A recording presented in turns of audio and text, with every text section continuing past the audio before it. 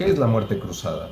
Es una prerrogativa constitucional o una figura amparada dentro de la Carta Fundamental, que en este caso es la Constitución Política de la República, donde establece que el primer mandatario puede disolver al Parlamento o la Asamblea Nacional también puede destituir al presidente de la República. Esta facultad puede ser empleada una sola vez durante los 3 primeros años del periodo, o sea, hasta el 23 de mayo de este año. Bien, la figura de la muerte cruzada está amparada en los artículos 130 y 148 de la Carta Fundamental o de la Constitución de la República, el cual procedo a leerles. La tengo aquí en mi mano. Pueden ustedes ingresar al internet, descargarse el PDF donde pueden encontrar el artículo. Artículo 130. Casos para la destitución del presidente o vicepresidente de la República. Por arrogarse funciones que no le competan constitucionalmente en primer lugar. Y segundo, por grave crisis política y conmoción interna.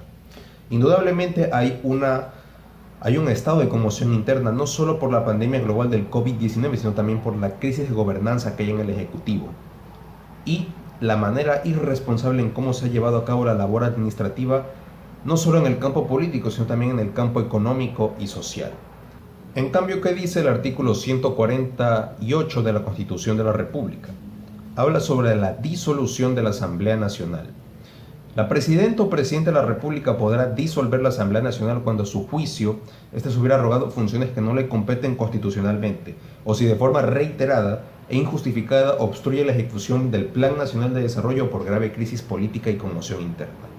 En los últimos 3 años nos hemos dado cuenta que el presidente Moreno no ha ejecutado su Plan Nacional de Desarrollo 2017-2021, que es para el cual fue electo en las elecciones del 2017. Pero eso es otro tema.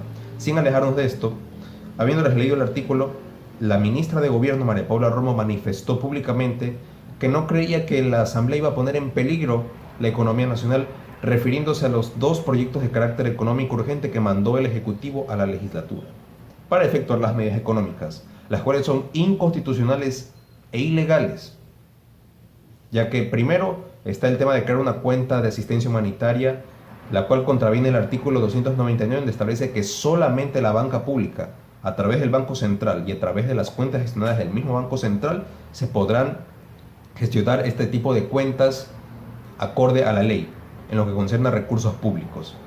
Y en el proyecto establece que van a manejar los representantes de la sociedad civil sin especificar quiénes son. Y así les puedo citar un montón de irregularidades económicas, pero si la Asamblea no atiende los pedidos inconstitucionales del Ejecutivo, el presidente se puede adelantar aplicando el artículo 148 y disolver el Parlamento en un abrir y cerrar de ojos. En ese sentido, la propia ministra de Gobierno, María Paula Romo, manifestó primero y le preguntaron a algunos periodistas sobre la muerte cruzada, que qué es lo que pensaba, qué opinaba. Ella decía que iban a hacer lo que sea para buscar una salida viable y manifestó lo siguiente. Pero vamos a asumir la responsabilidad y hacer lo que sea necesario para darle al país una salida. Pero días después alegó esto. El escenario de la muerte cruzada no es un escenario ideal. No lo es ni para la Asamblea Nacional, no lo es para el gobierno, no lo es para el país. Ojalá ese escenario ni siquiera tenga que estar en los análisis. Es decir, una completa incoherencia total por parte de las autoridades, que no saben o no tienen una brújula como tal, y que solo hacen cálculos políticos para ver cómo reacciona la ciudadanía, o incluso cómo reaccionan en redes sociales, que es a lo que el presidente se ha dedicado en los últimos días, a referirse a criterios sobre las críticas que se le hacen en redes sociales. Señor presidente, hay un país más allá de Twitter o de las redes sociales.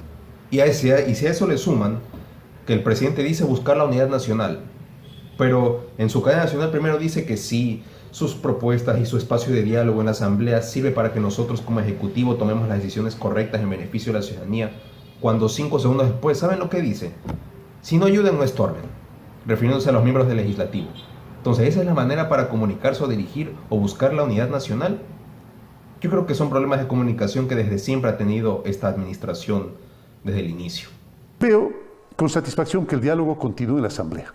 ¡Qué bien! Tengan la seguridad de que gracias a esta postura, que es democrática, podremos incluir sus mejores ideas